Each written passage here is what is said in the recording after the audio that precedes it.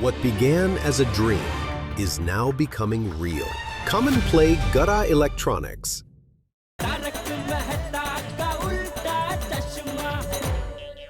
तो दोस्तों, आज की इस आपातकालीन मीटिंग बुलाने का मुख्य कारण यही है कि हम सब सखाराम को उस डॉन बादल के शिकंजे से कैसे छुड़ाएं। शिकंजे से छुड़ाना है या क्रेन से छुड़ाना है? मैं क्रेन ही बोलने वाला था, लेकिन आप बैठे इसलिए आपके मन में मैंने जरा भारी शब्द का प्रयोग किया, शिकंजा। लेकिन अभी आपको हिम्मत नहीं है, छोड़ो। मेरे को तो लगता है पुलिस कंप्लेंट करना चाहिए। नहीं नहीं नहीं नहीं नहीं नहीं नहीं नहीं नहीं नहीं नहीं कोई नहीं करेगा। कोई पुलिस में कंप्लेंट नहीं करेगा यार भाई। हाँ यार भाई, आप पढ़े लिखे साइंटिस्ट होने के बावजूद बेवकूफ जैसी बात कर रहे हैं यार। अरे हमने पुलिस कंप्लेंट की तो डॉन बादल सखाराम को क्रेन से फेंक नहीं देगा? नहीं। अरे सखाराम का राम रम जाएंगे। यार जरा सोच समझ के शब्दों का इस्तेमाल कर। हाँ। तो जैसे कि बापूजी ने कहा, यहाँ उपस्थित सभी महानुभावों को मैं विनती करना चाहता हूँ कि देखिए, हम यहाँ मीटिंग में जो कुछ भी बोले सोच समझ कर बोले, जो भी शब्द का प्रयोग करे सोच समझ के करे, क्योंकि उटपटांग शब्दों के प्रयोग से हमारे एकम सेक्रेटरी साहब आत्माराम तुकाराम भिड़े जी के दिल को ठेस पहुँचती है। ठीक है? तो जो भी बोले सोच समझ कर बोले। हाँ, बराबर ना भिड़े? तो दोस्तों, अभी मेन मुद्दे पे आते हुए हमें ये सोचना है कि हमारे एकम सेक्रेटरी साहब आत्माराम तुकाराम भिड़े जी के ऊपर ये जो पहाड़ जितनी बड़ी मुसीबत आई है, उससे हम सब कैसे निपटे। किसी के पास कोई आइडिया है कैसे इसको सखाराम को वापस लाया जाए? आदि भाई। हाँ, आप में से किसी को कोई आइडिया हो तो बताइए। यारो, मेरे पास एक आइडिया है। क्या? एक काम करता हूँ, अपने पिंड से 2000 लोगों को यहाँ पे बुलाता हूँ और फिर हम मिलके उस डॉन बादल के फार्म हाउस पर धावा बोल देते हैं और सखाराम को छुड़ा के ले आते हैं। अरे सोडी, हमें जोश में नहीं सोचना है, जरा होश में रह के सोचना है। वो डॉन बादल को क्रेन का बटन दबाने में 2 सेकंड भी नहीं लगेंगे। बरोबर। नहीं। बस सोडी भाई, सखाराम को हानि पहुंचे ऐसा हमें कुछ नहीं करना है। सोडी भाई प्लीज। नहीं भाभी भिड़े, नहीं, कोई ऐसा नहीं करेगा, कोई ऐसा नहीं करेगा यार भाई। कुछ नहीं होगा ऐसा। 2000 लोगों का रहने देते हैं। अब वैसे भी क्या है, मान लो अगर 2000 लोगों को यहाँ बुला भी लिया तो 2000 लोग रहेंगे कहाँ? हाँ, बहुत मुश्किल है जेठल। एक कमरे में अगर हम 4-4 आदमी भी डाले तो 500 कमरे चाहिए भाई। बोलो। और हमारी सोसाइटी में कितने फ्लैट है भिड़े? 48। तो मुमकिन ही नहीं है। हाँ, बिल्कुल मुमकिन। यारो, रात को थोड़ी ना रुकने वाले हैं। सवेरे आएंगे, सखाराम को छुड़ाएंगे और शाम को वापस चले जाएंगे। सोडी, सुबह से शाम तक तो रुकेंगे ना भाई। तो भूखे पेट काम थोड़ी करेंगे। और 2000 लोगों को 2 टाइम का खाना खिलाना आसान थोड़ी है भाई। ओ मेहता साहब, और गुरुद्वारा साहब में लंगर का इंतजाम हो जाएगा। अच्छा? हाँ। तो फिर बुला लो। अरे क्या बुला लो? क्या बुला लो? अरे 2000 आदमियों को दूर से देख के ही वो डॉन क्रेन का बटन दबा देगा। नहीं, कोई नहीं बुलाएगा। क्या बुला लो यार भाई। अभी बोला भाई, जो भी बोलो सोच समझ के बोलो। आप बोल रहे खाली बिना सोचे समझे बुला लो। सॉरी, मत बुला। समझा ना? मुझे तो कोई रास्ता नजर नहीं आ रहा है। तो यारो, फिर तो एक ही रास्ता बचता है। क्या? भाई वो रास्ता तो सही है ना भाई। मेहता साहब एकदम सही है। 1 करोड़ दे देते हैं और सखाराम को ले आते हैं। सॉरी, क्या बोल रहे हो भाई? मैं 1 करोड़ रुपए कहाँ से लेके आऊंगा? पिड़ो, और तुझे देने को थोड़ी ना बोल रहा हूँ। आप सब मिलके इकट्ठा करेंगे और उसको दे के आ जाएंगे। नहीं सॉरी, मैं तुम्हारी भावनाओं की कदर करता हूँ, लेकिन मैं ऐसा नहीं होने दूंगा। नहीं, ये प्रैक्टिकल नहीं है भाई। हाँ, एब्सोल्युटली इम्प्रैक्टिकल है। अरे 1 करोड़ रुपए देने का क्या मतलब है? 80,000 या 1 लाख में नया स्कूटर आ जाएगा। नया स्कूटर आ जाएगा यार, लेकिन सखाराम नहीं आएगा। हाँ, क्या बोल रहे हैं यार भाई आप? क्या नया स्कूटर आ जाएगा? अरे सखाराम माधवी भाभी ने भिड़े को गिफ्ट दिया है। करोड़ों की भावना जुड़ी है भिड़े की सखाराम के साथ।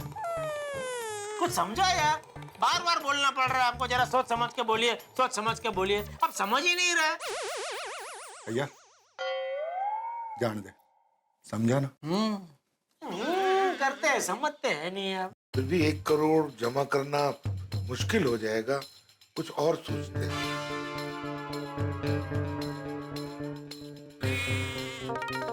अरे मेहता साहब, कब से क्या पैसे अदब पढ़ के बैठे हैं? आप बोलिए कुछ तो आइडिया दीजिए। जेठालाल, मैं सोच रहा हूँ, लेकिन भैया ये समस्या बहुत जटिल है।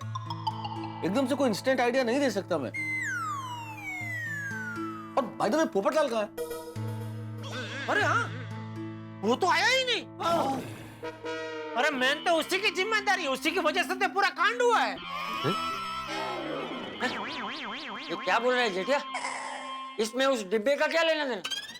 अरे बापूजी, सवेरे उसने मेरे और मेहता सबके सामने बोला था कि सोचो अगर भिड़े के स्कूटर सखाराम का एक्सीडेंट वो डॉन बादल की गाड़ी के साथ हो जाए तो कैसा सीन होगा। ऐसा खुद ने बोला था, उसने बोला और उसके बाद ये हुआ। तो हुआ ना वो जिम्मेदार। पोपटलाल ने ऐसे बोला? पोपटलाल नरकुंडी, नस्टर लगा दिया मेरे सखाराम को। तेस्तर, ओहो, क्या कुछ भी बोल रहे हो? माना कि पोपट भाऊजी ने ऐसा नहीं बोलना चाहिए था, पर अगर पोपट भाऊजी ऐसा नहीं बोलते तो भी भाग्य में जो लिखा है वो तो होकर ही रहता ना। सही बात। हाँ, अब मेरे को समझ में आया कि ये पोपटलाल मीटिंग में आया क्यों नहीं। अब ये तो वही बात हो गई, चोर की दाढ़ी में ठुमका। ठुमका? ठुमका नहीं अय्यर भाई, चोर की दाढ़ी में तिनका। हाँ भाई, चोर की दाढ़ी में तिनका। हाँ, हमसे नजरें तो मिला नहीं पाएगा, इसलिए मीटिंग में आया नहीं है वो। सही बात है। पोपटलाल को बुलाते हैं और उसको बोलते हैं तुम भी कुछ उपाय सोचो। हाँ, लगाइए फोन, लगाइए उसको पोपटलाल। वो फोन लगाने की क्या जरूरत है? मैं भी उसको उठा के लेके आता हूँ। अरे सोडी, बैठ भाई, उठाने की जरूरत नहीं है, मैं आ गया। पोपटलाल, तुमने मेरे सखाराम के बारे में ऐसा सोचा कि उसका डॉन की कार के साथ एक्सीडेंट हो जाए? अरे भाई भिड़े, उसके लिए मैं सॉरी कहता हूँ, तहे दिल से सॉरी। लेकिन मेरा बोलना और सखाराम का एक्सीडेंट होना सिर्फ एक संयोग है, कोइंसिडेंस। पर एक्सीडेंट होकर आत्माराम का सखाराम तो आसमान में लटक गया ना। हाँ। और अब समझ में नहीं आ रहा है कि सखाराम को कैसे वापस लाए। ये कुछ सोच के आया होगा ना। हाँ भाई बताओ, क्या सोच के आए हो? अरे चिंता करने की जरूरत नहीं है जेठालाल, मैं खुशखबरी लेकर आया हूँ। सखाराम नहीं मिला भिड़े। पोपटलाल, इस वक्त हमारे लिए सिर्फ एक ही खुशखबरी हो सकती है, सखाराम का सलामत वापस आना। बिल्कुल। हाँ भिड़े, सखाराम को सही सलामत वापस लाने के लिए मैंने उपाय सोच लिया है। और ऐसा उपाय सोचा है कि वो डॉन बादल सखाराम को इज्जत के साथ गोकुलधाम सोसाइटी में छोड़ के जाएगा। अच्छा, बता क्या उपाय है? बताता हूँ। मैं उपाय ये है कि जैसे लोहा लोहे को काटता है, कांटे से कांटा निकलता है, हमें भी इस मामले में कुछ ऐसा ही करना होगा। अरे भाई, तू ये लोहा कांटा सब बाजू में रखना, जल्दी से बता उपाय क्या सोचा है तूने? हाँ, बताता हूँ चाचा जी। उपाय ये है कि जैसे बादल भाई डॉन है, उनका मुकाबला करने के लिए हमें भी एक डॉन चाहिए।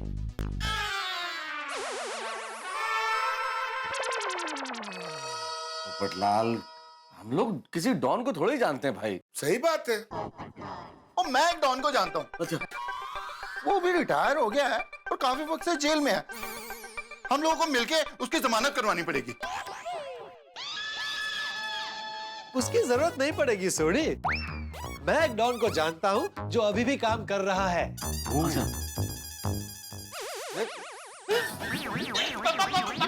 बाबूजी आइए, जल्दी। क्या बोल चाचा जी? क्या पोपटलाल, तुम क्या बोल रहे थे? तुम किसे जानते हो? कौन है वो डॉन? भाई, उस डॉन का नाम है तूफान भाई। बहुत बड़े डॉन है। तूफान भाई? तूफान एक्सप्रेस के मालिक है? अरे नहीं नहीं नहीं जेठालाल, भाई तूफान भाई का तूफान एक्सप्रेस से कोई लेना देना नहीं है। वो एकदम इंडिपेंडेंट अलग डॉन है और मेरे दोस्त है। तो जेठालाल जर्नलिस्ट बनने से पहले पोपड़लाल डॉन के साथ काम करता था, नहीं पोपड़लाल? अरे अय्यर भाई क्या कुछ भी बोल रहे हैं? हाँ यार भाई क्या बोल रहे हैं? पोपटलाल एक डॉन के साथ क्यों काम करेगा? तो क्यों नहीं कर सकता? अरे इसका नेचर ही देखो, हमेशा झगड़ा करता रहता है। वो अय्यर भाई, कब झगड़ा किया मैंने आपसे? अभी ये क्या कर रहे हो? यार उसको तूफान के बारे में एक्सप्रेस करने का मौका तो दो भाई। बोलो बोलो पोपटलाल बोलो। मैंने तूफान भाई का हमारे तूफान एक्सप्रेस के लिए इंटरव्यू लिया। इंटरव्यू का टाइटल था तूफान भाई का तूफान एक्सप्रेस में पहला इंटरव्यू। इंटरव्यू सुपर हिट हो गया था और उस इंटरव्यू के बाद तूफान भाई बहुत पॉपुलर हो गए और उन्होंने मुझे बुलाकर अपना आत्मीय बना लिया। और लेकिन पप्पू, तेरा ये तूफानी डॉन बादल डॉन के आगे खड़ा हो सके इतना पावरफुल है? अरे हाँ सोडी, वो बहुत बहुत पावरफुल है। एज ए सेकंड थॉट, हमको सकाराम को छुड़ाने के लिए गुंडों का मदद लेना चाहिए। ये भाई आप बिल्कुल ठीक कह रहे हैं, लॉजिकली तो नहीं लेना चाहिए, लेकिन अब हमारे पास रास्ता क्या है? दूसरा कुछ आ रहा ही नहीं है भाई। सही बात है। और वैसे भी हमें थोड़े ही कोई तूफान भाई से क्राइम करवाना है। हाँ। और उसकी मदद से अपने पिड़ू के सकाराम को छुड़वाना है बस। लेकिन पोपटलाल ये तूफान भाई हमारी मदद करेंगे ना? अरे करेंगे करेंगे भाई भिड़े, बिल्कुल करेंगे। मैंने जब उनका इंटरव्यू लिया था ना, तो इंटरव्यू के बाद उन्होंने मुझे बुलाकर कहा था कि भाई पोपटलाल, तुम्हें जिंदगी में कभी भी कोई भी काम पड़े तो मुझे याद करना, ये सोचकर कि तुम्हारा काम हो जाएगा। वाह। और मैं उन्हें कहूंगा ना तो वो यहाँ हमारी सोसाइटी में भी आ जाएंगे। वाह पोपट भौजी, भगवान करे आपकी शादी जल्द से जल्द हो जाए। थैंक यू भाभी। तुम फोन लगाओ। अभी लगाता हूँ। फोन स्पीकर पे रखता हूँ, देखना मेरी आवाज सुनते ही खुशी से उछल पड़ेंगे।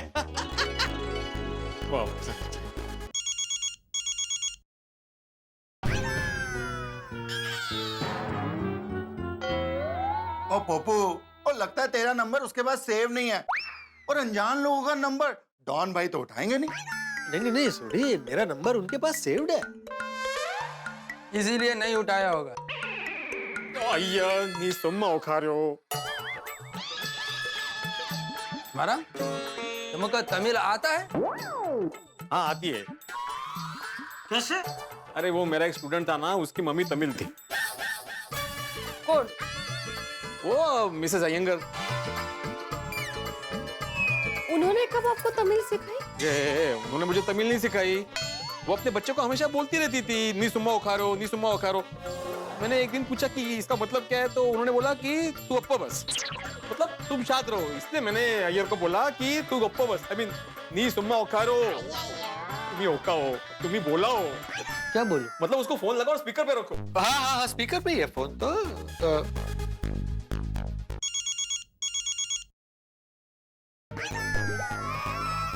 उठा नहीं रहे हैं। अरे हाँ, शायद वो दुबई में होंगे।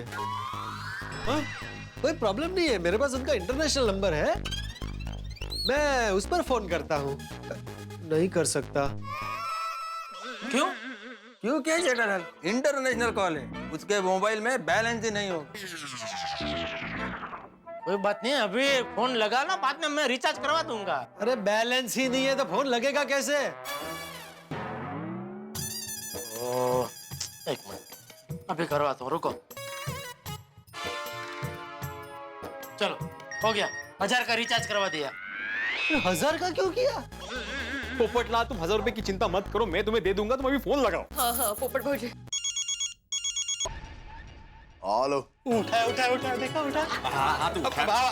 हेलो तूफान भाई, मैं पोपटलाल बोल रहा हूँ। अरे कौन पोपटलाल?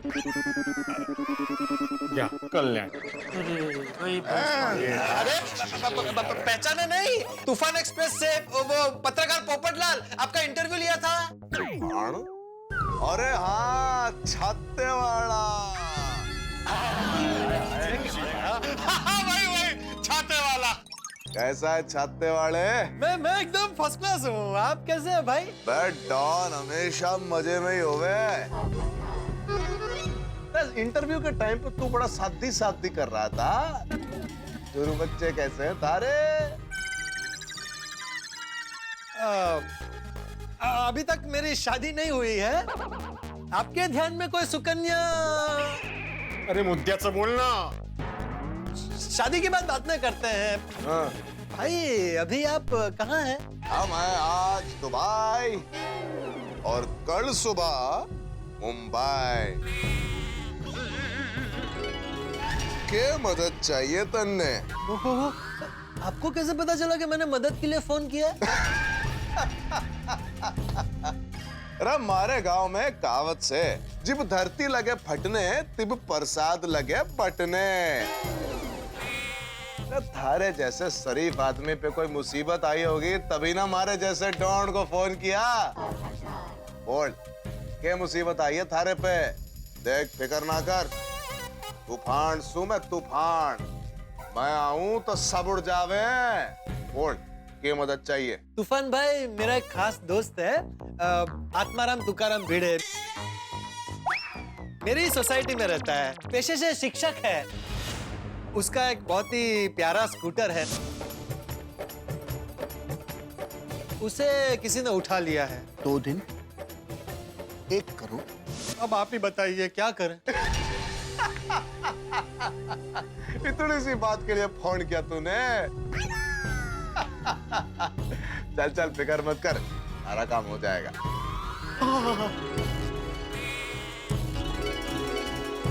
पक्का पक्का तूफान भाई? क्यों रहा? अरे को मेरी काबिलियत पे शक है? नहीं, बिल्कुल नहीं। वो ऐसे ही निकल गया आदतन। बुरी आदत है, बदल ले। तूफान सो मैं तूफान। मारे आगे चट्टाने उड़ जावे हैं तो ये छोटा मोटा बादल की चीज है, उड़ा देंगे उसको भी। फिक्र ना कर, अरे दोस्त का स्कूटर मिल जावेगो। थैंक यू तूफान भाई। हाँ, अच्छा, एक और रिक्वेस्ट है। ये भी क्या हुआ भाई? वो भाई ने कहा है कि वो 2 दिन में स्कूटर गिरा देगा। तो हमें जल्द से जल्द स्कूटर को छुड़वाना पड़ेगा। अबे ऐसे कैसे गिराएगा स्कूटर? उसको ना गिरा दूं मैं? तू फिक्र ना कर, कल सुबह मुंबई पहुंचते ही पहले तेरा काम करूंगा मैं। अरे थैंक यू तूफान भाई। हाँ, तो कल सुबह 10 बजे मिलते हैं, आ जाइयो, ठीक है? अच्छा तूफान भाई, अगर आपको प्रॉब्लम ना हो तो आप हमारी गोकुलधाम सोसाइटी में आ सकते हैं। हम यहीं से साथ में चले जाएंगे। मैं अभी आपको एड्रेस मैसेज कर देता हूँ। चल ठीक है बेटा, गोकुल धाम के चक्कर भी काट ही लेते हैं। कल मिलते हैं गोकुल धाम में। थैंक यू तूफान भाई, थैंक यू। चल रहा कभी वह दूध दो कोई।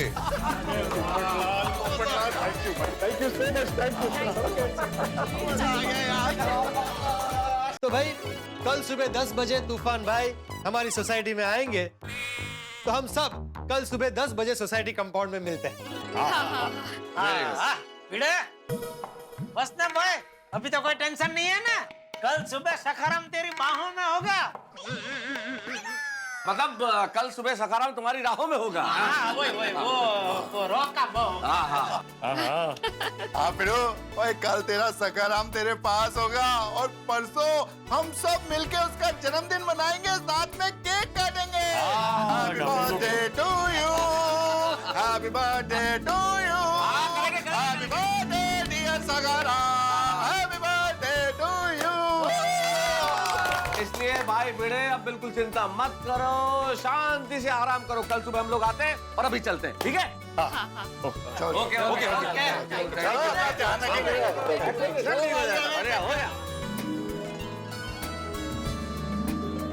Popatlal, once again thank you। ईश्वरा, पोपट भाऊजी ने तो हमारा प्रॉब्लम ही सॉल्व कर दिया नहीं? खरे खरे ऐसा लग रहा था कि हमारे हाथ एक बड़े पत्थर के नीचे दबे हुए हैं, लेकिन पोपटलाल ने उस पत्थर का वजन फूल जितना कर दिया। अब कल सुबह होते ही सखाराम हमारे घर पे होगा माधवी। बस कल सुबह होते ही बादल को हटाने गोकुलधाम में तूफान आएगा। सुना आपने, बादल से लोहा लेने के लिए तूफान आ रहा है। भाई पोपटलाल ने भी क्या गजब दिमाग लगाया है, बादल को हटाने के लिए तूफान। कहते हैं ना लोहा लोहे को काटता है, कांटे से कांटा निकलता है, तो बादल को हटाने के लिए तूफान। अब लगता है कि भिड़े का स्कूटर मिल जाएगा, उम्मीद जगी है। लेकिन आपको क्या लगता है, क्या ये तूफान बादल को उड़ा ले जाएगा या बादल बिजली बन के तूफान पे बरसेगा? क्या ये तूफान बादल की दुनिया हिला देगा या बादल तूफान को ले जाएगा कहीं दूर? अब देखना ये है कि क्या होता है, क्योंकि दोनों है तो एक ही बिरादरी के, गुंडे बदमाश बिरादरी के। कौन किसको धोबी पछाड़ देता है, ये देखने वाली बात होगी। देखने वाली बात तो ये भी होगी क्या भिड़े का स्कूटर वापस मिलेगा?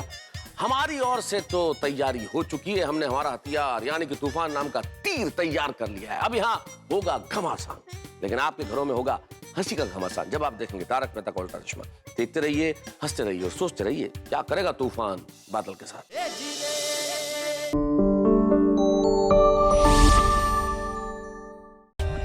For more updates, subscribe to our channel, click the show links and enjoy watching the videos.